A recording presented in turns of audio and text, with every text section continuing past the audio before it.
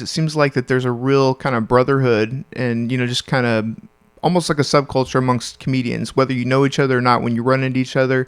Is that true? Or, I mean, do you come across some assholes from time to time, that you work with that it's like, hey, here's my list.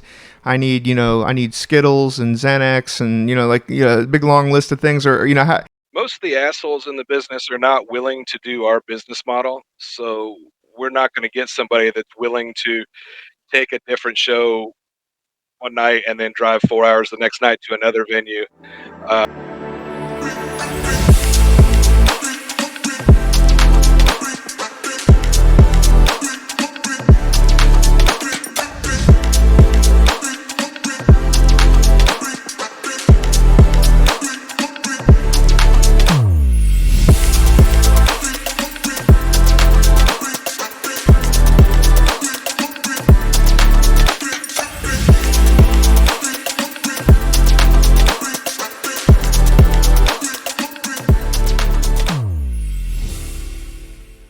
All right, welcome back to another episode of Mosaic Minds. My name is Nick. I'm here with my co-host Jason, and today we are joined by Neil Snyder. He is a local comedian and promoter for Mad Hatter Productions.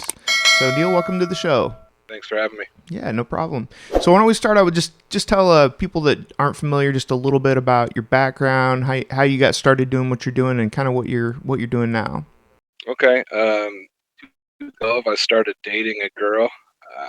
She was doing open mics at different venues, and she'd be watching these guys and giggling at them, and like all of a sudden I can do this. So I started doing comedy to impress this girl. Didn't work, but as time went on, I started running my own shows and grabbed the attention of another guy to go into business, and now we book 22 different states with national touring artists, and it's, MadHatterShows.com has a bunch of the events that we have coming up. First time I became familiar with you was there was a Pauly Shore New Year's Eve thing at the Irving Theater that I went to back, I want to say it was 2018. But I saw you before the pandemic anyway. Yeah. I saw you open for him, and then of course Pauly Shore and all that, and then it turns out that we kind of had crossed. I know you and Jason had worked together before, but we kind of just missed each other at every place we worked, I think, because I worked at Salem right after you did, and then Aviation Institute and all that. So so you need to learn how to set up sound and lights for when I take off for Mad Hatter. Right? Yeah. Well, I mean, we switched platforms a couple different times. We stuck with Zoom for a while, and then thought we'd try to go upgrade a little bit to the Riverside. And for the most part, it's been good. But I don't know. We just have it's little bugs here and there like this, So you pretty much got started because you wanted to make your girl laugh, right? But ultimately, it's just a good feeling to get an audience reaction and get laughs out of people. Yeah, I mean, I've been a writer from way back, and this is kind of a logical thing at some point. I just never thought to pull the trigger or do anything like with stand-up until I kind of entered that world as a guest, as a visitor, and then went ahead and took the plunge. Kind of a small similarity, Neil. I don't know if you're aware of this, but I did broadcasting about 25 years ago. Never got to get into it. Just kind of scratching the itch a little bit. So during a strenuous pre-planning session today at none other than the restaurant Gaddy's. Love Gaddy's. Gaddy's in Martinsville. I was thinking of you today, ironically. Did you eat there today? I did eat there today in Martinsville. I ate there today. What time? Like 11:15, 11:30. I was about 3 hours behind you, so you cleaned up all the good stuff, but I had the bacon pizza, the onion and sausage, and the salad. I was in Nashville, Indiana last night, so I took the Martinsville on the way home. I think you're one of the few people I know, kind of off topic here, but I think you're one of the few people I know that travels more than I do. I'm on the road about 15,000 miles a year fishing, and I know you've got me dusted with the miles and things. But talk to me a little bit. Talk to me a little bit about. I'm traveling for sports. You're traveling for your passions and hobbies. Talk to me a little bit about how exciting that is, driving to State XYZ and just preparing for that show. What are you thinking? What are you feeling? Maybe during that commute to the show. can be fun if I'm by myself and I'm kind of in control of stops. I can make it seem like a vacation. You know, I can go places I otherwise wouldn't go to, um, that you don't go to just for that, but you do when you're already close to it. That kind of thing. Um, you know, the Wizard of Oz Museum. I remember we was in Wamego, Kansas. I think it's uh, it's not worthy of a 9-hour drive from Crawfordsville, Indiana, but when you're already an hour away, then it's cool to be able to do that. Um, I mean, all the trips aren't leisurely. A lot of times I've got a short duration to get there. A lot of times I'm driving with somebody else, um, and I've got things I have to do and I'm under stress. So um, I would say about a third of the trips are ones that I can treat as leisurely on the way there. And then probably half of them on the way back. What's your role at Mad Hatter? Are you a promoter, or are you like what kind of involvement do you have? So there's one other guy that would be a Mad Hatter, I guess, the guy that owns the company. I work for him. Um, he's not really in the public eye as much by his preference. Basically, a lot of people think we're partners or I run the place, but I work for somebody. Uh, but at that point, I mean, he has me basically under retainer. He pays me weekly to work for him, um, and that's basically just tasks during the week with press releases, social media, ordering posters, setting up hotels, all that background stuff. Um, and then I get paid to run shows. I get paid to perform on shows. Different production tasks, all that kind of stuff. I've done everything from take tickets to set up sound, set up lights, um, be the opener. Uh, drive the headliner around. Take meet and greet photos. Sometimes I work the bar. Clean up duty. Sometimes we'll walk into a building, the room will be empty, and I have to build the show. I mean, so I've set up the stage. It just depends on what the venue is, what the scope of the show is, and what the needs are. So some shows are a lot more glamorous than others. What's been your favorite guest that you've had, or your favorite comedian? Favorite person I've worked with, Jimmy Walker, probably.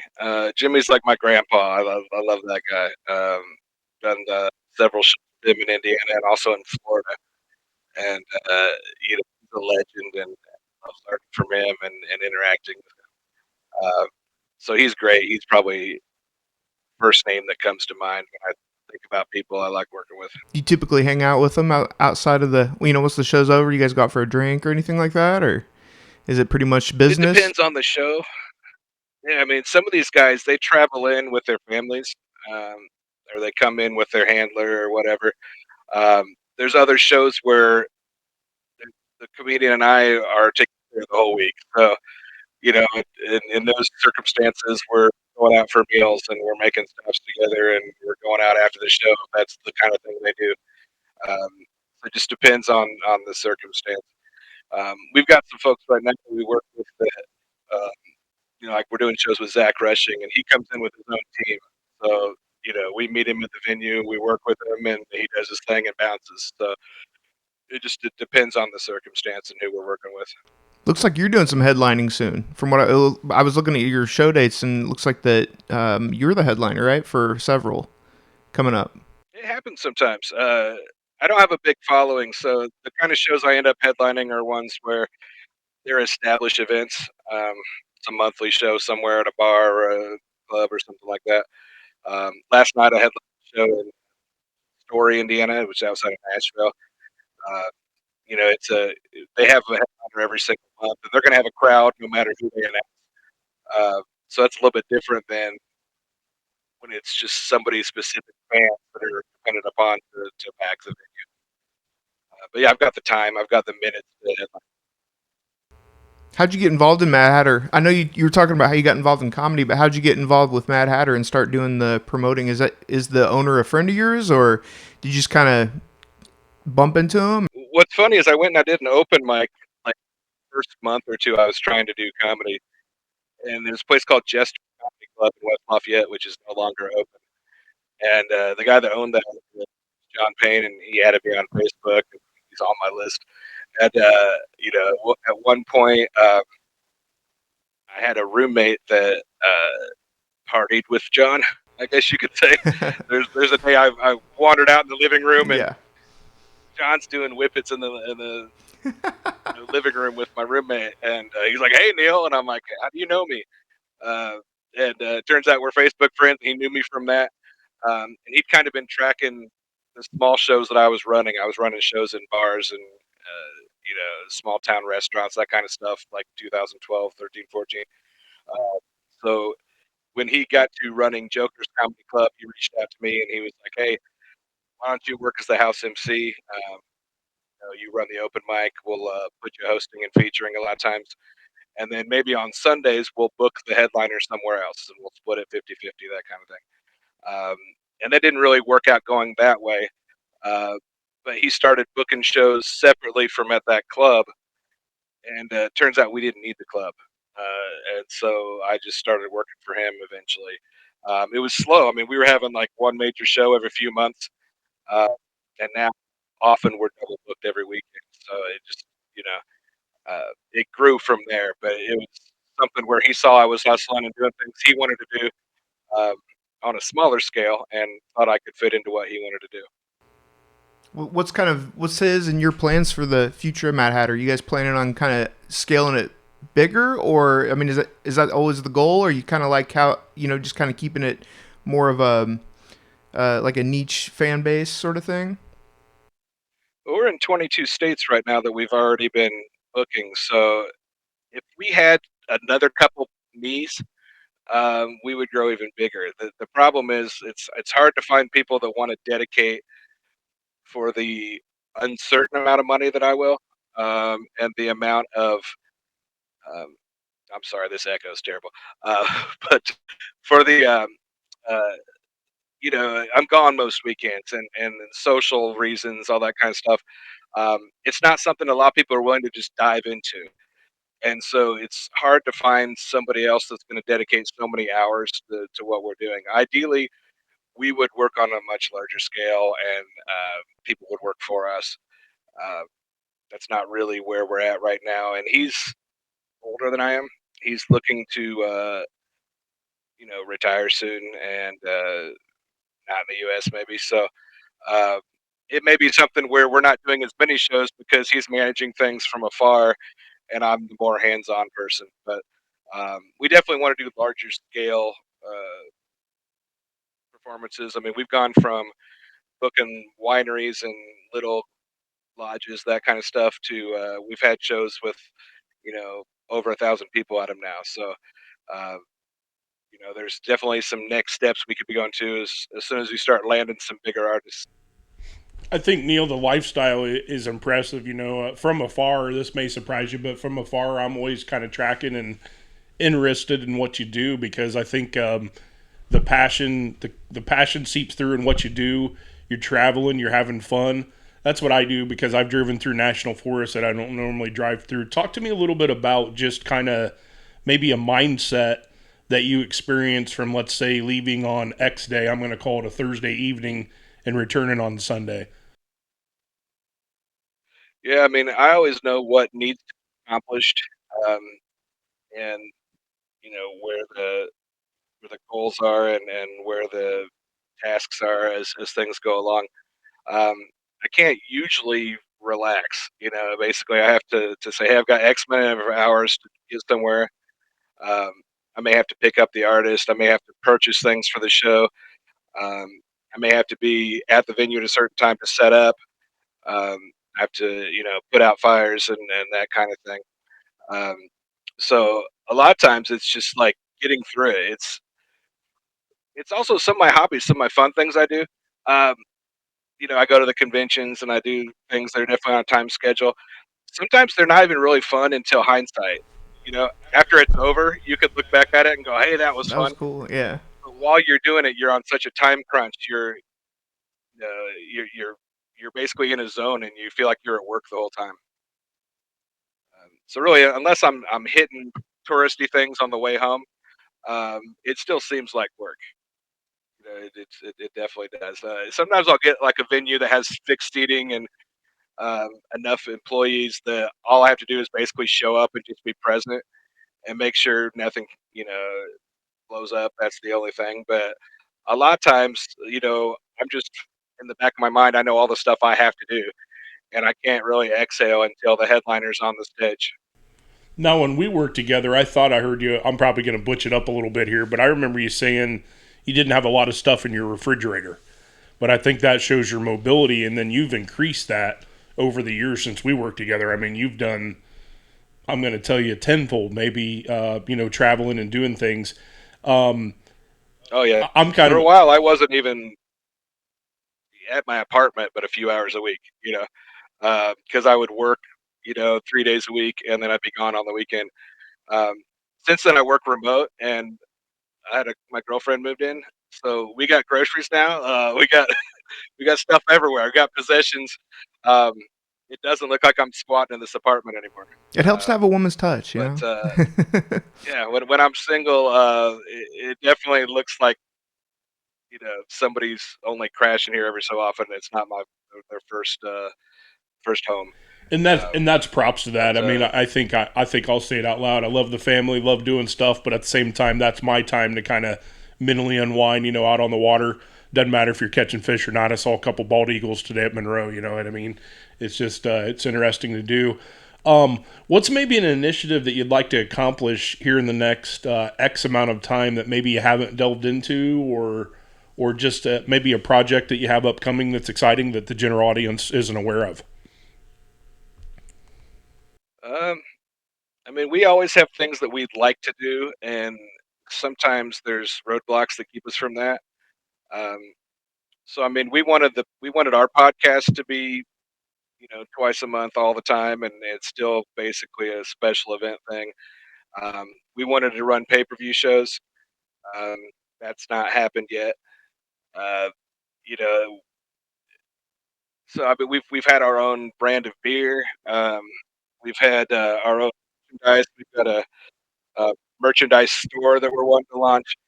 So I mean, there's a lot of different things that would be tie-ins that we're looking to do.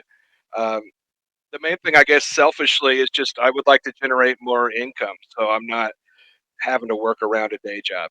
Um, and currently, I'm still doing that. So, um, that's just a selfish thing. I don't have a sexy answer for you, but that's if I had to make goals, I'd just like to have more income coming in, so that I had more options to pursue some risks. And then we'd like to. Right? You said they need more use, right? So, like, I mean, is that is that maybe a plan, a future plan of the owner? I mean, like to possibly hire a few more people, or Yeah, we've had interest in a few people that we've run across. Just no one has been the right fit, and so I mean, I guess if the right person came along that we could trust, then yeah. What do you think, I mean, Jason? it'd be if we could run it, we would have multiple shows going on all over the country every night, and that would be great to be just a franchise of a brand name machine. Who would you say someone that your influencer is as far as your stand up? Do you have some comedians that you kind of stuck to back in, back when, that were some early influencers of yours? I know you said you didn't really plan on being a stand up comedian, but I mean, I would think you probably pulled from, a few influencers. Well, I certainly watched it. George Carlin was one of my favorites. Doug Stanhope, Bill Hicks. I mean, I'm naming some of the best comedians ever. Um, but also, Bill Cosby, Bob Newhart, Woody Allen. So I mean, I can work clean. I can work filthy. Anything in between. So I think you can see I've been influenced by a lot of different people. Um, even like Kevin Smith, Eminem. Like when you look at things that aren't necessarily stand up, um, it's still creatives that the way they were uncensored and unbridled with how they let their lyrics out or their thoughts. Um, that's definitely been an influence on me. Just self expression. Neil, what do you think is the difference? I've told Nick this several times throughout our programming. Like, what he does musically, I'm jealous of, would be the easiest way to put it. I have no musical talent, can't sing any of that. I can make people laugh. I'll take credit for that. I can make people laugh. But what's the difference between making people laugh in a small group versus actually taking that mic, having lights on, having people that are real, that can be real a-holes or real nice people?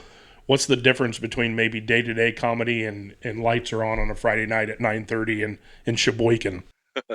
Um, well, I mean, as a musician, he definitely has some other skills that are required, but he can also disappear kind of into the background in a certain moment.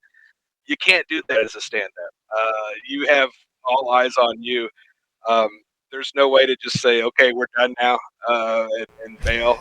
Short of just leaving Good. the stage. So, um, you know, basically, you've got to be able to put yourself out there to be rejected, and you have to figure out how to not have that happen. Uh, so it's definitely a little bit different of a thing. Just because you're funny does not mean you'll make it as a stand-up at all. I've seen people that are funny eat shit all the time and bail early on trying to do an open mic or trying to do stand-up. Um, so I think part of it is just you've got to have that deep desire to be accepted, but you also have to have enough balls to get your ass kicked on stage and keep coming back. And you've got to be resilient, and you've got to be a little crazy probably to have that formula all work. Neil, sports is all I know. Give me a example here. I'm going to throw you a left field question. If you do 10 shows across the United States over the next X amount of time, give me maybe like letter grades of those 10 performances. Are we looking at a lot of A's, B's? Is there an F in there? Like, talk to me a little bit just so I kind of understand, kind of what's going on there from your perspective. At this point, if I have an F, I shouldn't be doing it. You know what I mean? Like that's you've got to at least be running a, you can have maybe a C plus, but otherwise you shouldn't be a working comic if you can't at least be in that top half every time you go out, even if the crowd's shitty, even if you have ridiculous circumstances.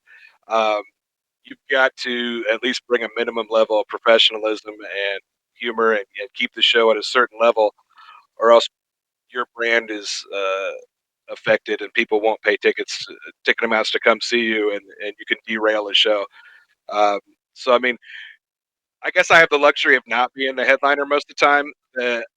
I can bail if things are heading below a C plus, and defer to the headliner. But um, overall for the show, you can't fail. That's you can't sell. I, Last weekend I'm working with Jeff Allen. Tickets are $40 and $55. You can't have an F performance Oh, on of that course, show. of course, of course. It's not even an option. There's not a hey, we'll get him tomorrow. Yeah. Yeah. So from what I've seen from different interviews with different comedians, it seems like that there's a real kind of brotherhood and just kind of almost like a subculture amongst comedians, whether you know each other or not when you run into each other. Is that true? Or I mean, do you come across some assholes from time to time, that you work with that it's like, hey, here's my list. I need Skittles and Xanax and a big long list of things, or how does that play out? Most of the assholes in the business are not willing to do our business model, so we're not going to get somebody that's willing to take a different show one night and then drive 4 hours the next night to another venue, and trust that we're going to handle all the production. It takes a certain type to do that. Uh, so I don't run into those people so much. In individual city scenes, um, it's a lot like a shitty high school, and there's the different cliques and there's the different groups and I don't fit into those mostly the same way I didn't fit in high school. So uh, I'm not really embraced by any scene I can think of. Um, and there's definitely cliques and different levels and different sects within it as well. I mean, think about music. Just because there's one genre of music doesn't mean that one artist would make sense opening for another one. Uh, that they can still be so far apart with their fans and the type of things they bring to it. Comedy can be the same way. So it's almost like you've got to find your people and work with them. But I think that I think with a lot of the the club comics or the alt comics or the touring comics, that kind of thing, there is some type of camaraderie and some type of respect between everybody. It's just it's not automatic, I guess, and often it's earned. You were talking about how you got to have kind of a thick skin to to do stand up. What do you think about some of these more modern comics that get their fame from more of a safe zone like TikTok and things like that? I mean, is there amongst comedians, is that kind of I don't want to say frowned upon, but just kind of like, can you believe this guy? Like, he's not even, you know what I mean? Like, he's not even willing to get up there and do what he needs to do. Well, I think the days of going and getting your ass kicked at open mic all the time and hoping somebody after 2 years will let you host a show after you've kissed up and run errands for them and put in a lot of time. I think those days are done. You can put a video now and go viral, and you can headline a theater show the next week. And we work with some of those people. Really? And their crowd comes in, and they're happy when they leave. So, we work with some folks that maybe wouldn't be respected by club comics. They would call them hacks, or they would say they didn't pay their dues. I don't know that I would consider it a safe space, though. You've been online, right? Well, that's true. You got trolls, yeah. You ever piss something online and you see how you get destroyed, and you have no idea, and you can't hide, you can't take down that clip because somebody's already downloaded it and they're gonna upload it and share it down the road or whatever. So, right, they've already added auto-tune. It's a different type. It's a different genre. Not every content creator makes a good live show from a critical standpoint for a lot of stand-ups, but comedy is also subjective, and we don't always draw people that are comedy fans. We draw people that are special event fans, that are kind of fans of certain artists, or they wouldn't be coming to a comedy show if they weren't going to see a Shelley Belly or a Zach Rushing or an Officer Udi. So you have to tailor your content to be accessible to those folks, and if that's your audience, that's who you work with. Neil, 30-second story for you here. I think we could rewind the clock a little bit to your high school days, right? We're about the same age, give or take a few years. But anyway, you know how like everybody's announcing they're going to Indiana State and they're going to study to be a pharmacy and a bright future's in front of them, right? Well, anyway, where I'm going with this is when I was a homecoming king, I said I was going to move to Dubuque, Iowa and start a dance hall for teens. And it was kind of nice to have about 700 people, in the football crowd being like, hey, this dumbass is really going to do something special as opposed to the guy that was doing stuff cool. So 2-part question there. Just wanted to tell you that story, kind of little worthless little take there. Hold on. What they don't know, though, is that you actually did do that. It's just kind of undercover. Yeah, right? Exactly. I mean, it's like an underground dance hall for teens. Exactly. Actually, that sounds really creepy now that I say it out loud. Yeah. If you're still doing that, that's kind of... So believe it or not, that story had a pointed question because around the same time that I said that and did that, I was wearing a pair of Zubaz Cub shorts, right? Now, the connection to you in this story is the Zubaz Cub shorts. You probably already know who I'm going with this. You worked with a former comedian that was local and very famous. Talk to me a little bit about working with him, maybe day in, day out over a longevity and spending a lot of time kind of in the same building as him. Yeah, I was fortunate to be able to get in front of a lot of big crowds when I worked with Ron. Because he had, over 1 million social media followers, and that's basically another kind of what I was just talking about. Not everybody that came to a Donnie Baker show was a comedy fan. They were a fan of him, that character. So, it helped shape what I did. It helped put some money in my pocket. It helped get me in front of crowds. Also helped a little bit with my persona on stage, because I would go out and I would get heckled right away. I would get, people weren't aware that there was going to be openers or anybody besides Donnie on the stage. They'd fuck with me, and so basically I had to start kind of preempting that, heading that off, and it took several different strategies, I guess, to how do we do this, because you don't want me fighting with the crowd before somebody else comes on. So I started giving announcements, and this is the proper way to behave and all this, and that's not funny. Uh, so I ended up kind of making a joke out of it and saying I was the fluffer for the show, and it became an entire bit where depending on how filthy I could get and the crowd would take it, the fluffer bit became my persona on stage, and it still is now, and that's just the fluffer is the merchandise that I sell, and there'd be people coming up to me after the shows when I'm selling his T-shirts, and they're like, "Hey, fluffer, where?" So I started buying my that had the design, and Ron was like, "Hey, that brings more people to the table." So he was supportive of me doing that. So I liked it because we're both from Indiana. We're both kind of blue collar. Um, we draw the same type of people in. We're not part of the progressive left, uh, new kind of alt scene in comedy where you can't say this or you can't say that. He was not somebody that subscribed to that, and he was very supportive. And I'd run something by him. Oh yeah, go ahead and do that. If I was thinking it might alienate his crowd, I would run stuff by him. And no, he would you know he had some faults. He had some things that we all do. Uh, he was always kind to me, and I had some very good times with him. I think one of the funniest ones that I've seen him do from a skip perspective was the I Swear to God when he was playing softball. He's kind of the dad, the has-been dad, if you will, just hitting home runs and just goofing off and just saying stuff like that. So the only question I have there, and then we'll go on to a different topic, you have that on stage persona, you have that skip persona.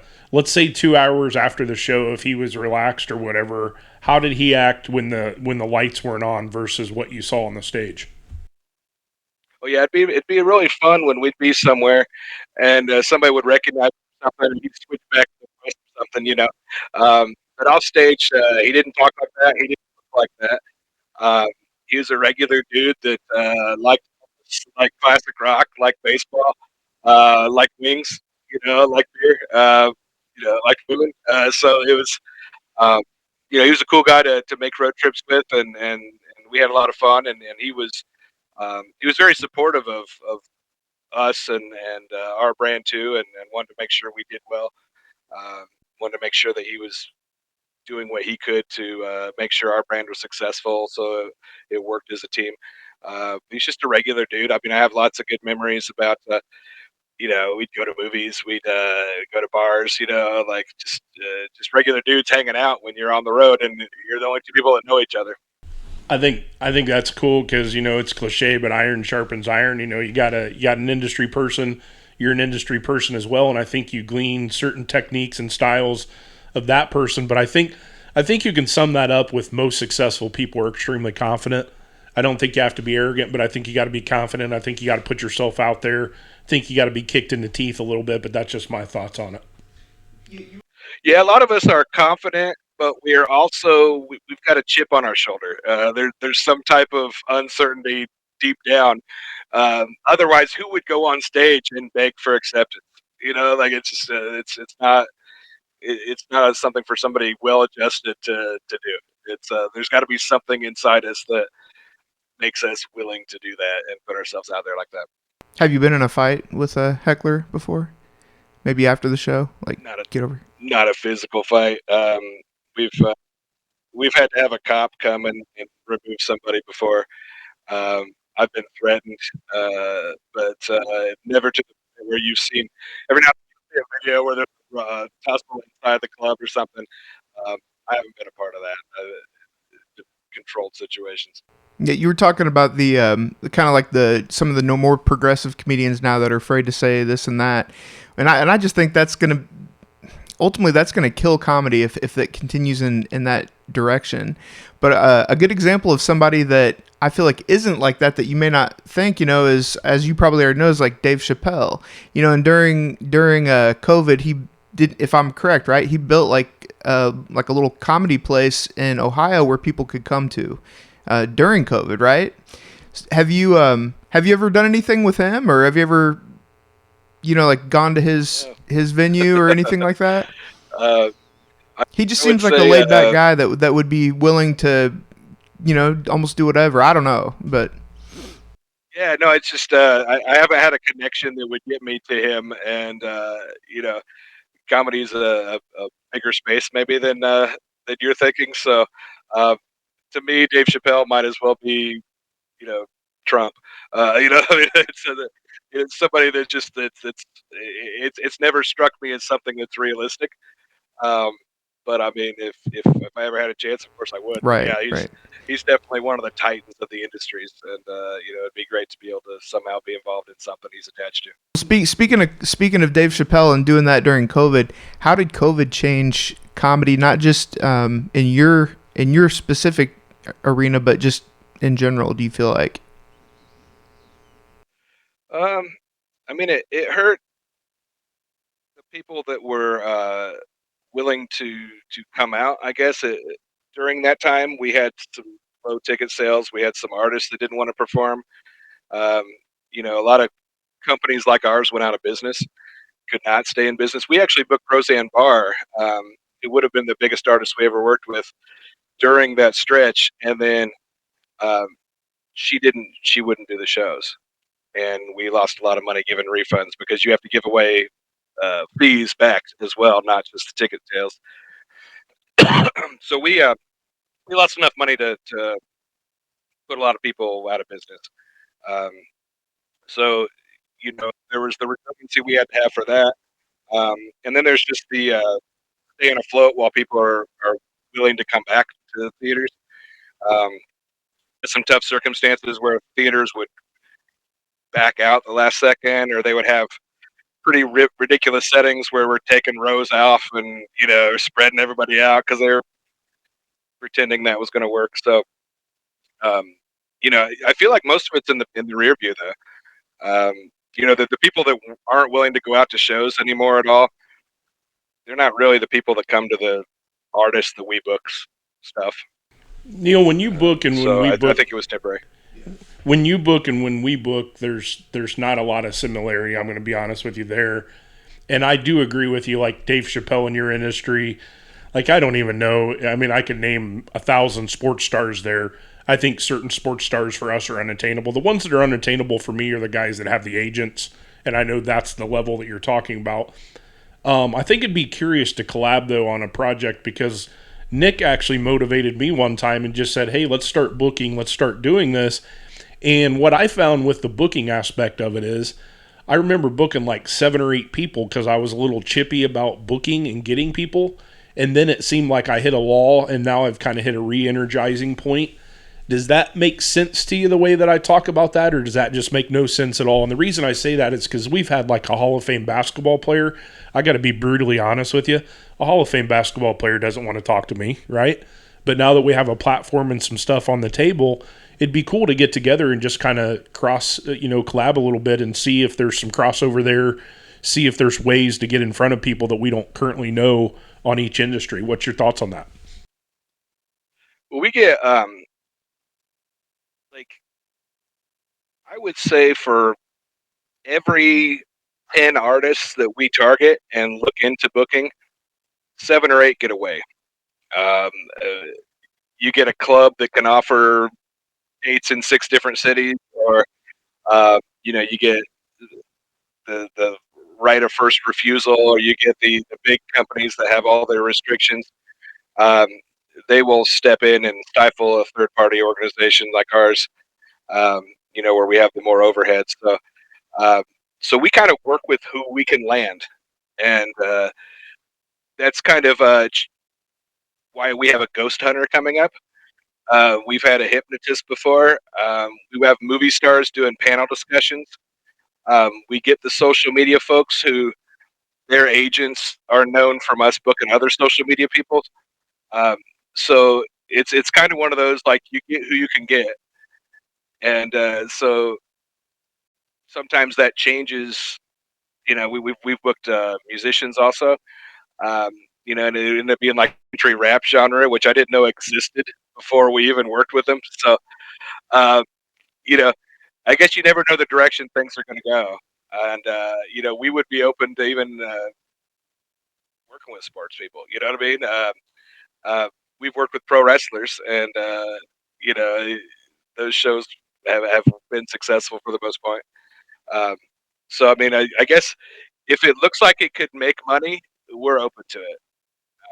But also, we know that several things have to fall in place for us to even be a candidate to promote the show. Yeah, I'm sure it's a big difference in booking through what you do and us booking, because I mean, it just takes a few seconds for someone to, say, or 30 45 minutes for someone to come and talk to us from the comfort of their home, but to get somebody to go through the whole process of flying out or driving out or whatever, getting a hotel room for them and all that, I'm sure. And then I didn't even think about the restrictions that you were talking about. I'm sure there are lots of red tape around that.